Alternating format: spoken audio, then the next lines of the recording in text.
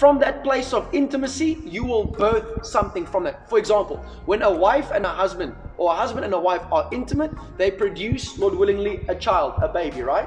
Okay? Here in this company called Twigget, when you are intimate with these machines, you birth, kitchen cupboards and all these amazing things that you guys do. Whatever you are intimate with, you produce something, you birth something from that place. So for example, if you are intimate with fear, what is that going to produce?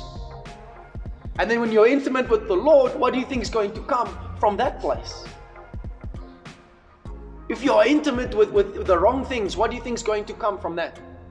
If you're intimate with the right things, what do you think is going to come from that? Because whatever you are intimate with, from that place of intimacy, it will produce something. It will birth something. Whether it be an idea, whether it be a child, whether it be a company, whether it be whatever. But you will produce, you will birth something from whatever you are intimate with. So the next question is, what are you intimate with? That is the question. Because whatever you are intimate with, you are going to birth something from that intimacy.